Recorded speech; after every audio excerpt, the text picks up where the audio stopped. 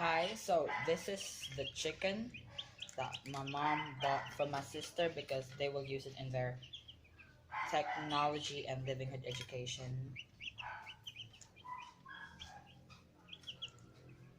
So I'm naming them Gandarra and Barna, but my sister wants them to be named as Georgia and Emma from ika-6 na utos. So look at those chicken, I mean. They're like few days old.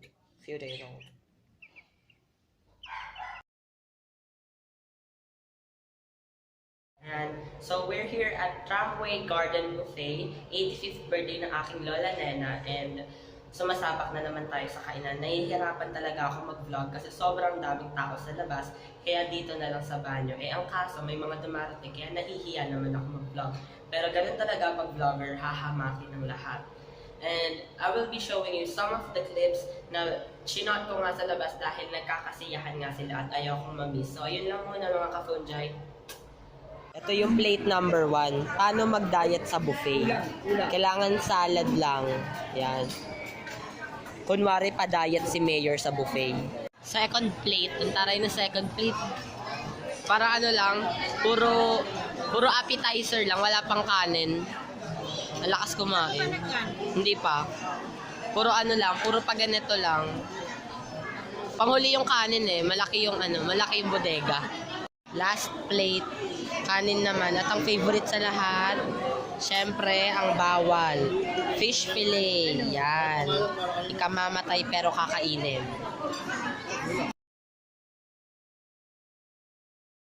Papatayin na nila si Barna at si Gandarra. Laki no. They have to leave the house. Oh, big chickens. Grabe. Nanunuka na sila. Laki na, di ba? Hi. Pasensya na kayo, camera conscious yung mga chickens. 1 month na sila. Sobrang bilis. Laki na. Baboy na. Bye-bye. Ayan na, shit. Kukunin na sila. Natatakot ako.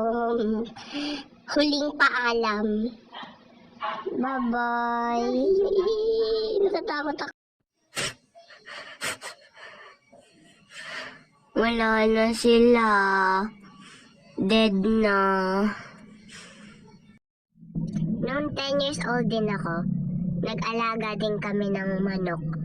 Tapos kinatay nila para ihanda dun sa birthday party ko.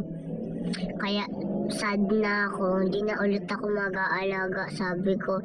Tapos ngayon, kinatay na nila si Barna tsaka si Gandarra. Na-feel ko ulit yung naramdaman ko dati.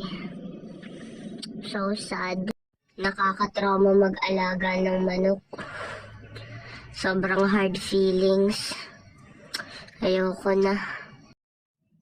Comment down below kung meron din kayong chicken sad story. Sana feel nyo ako.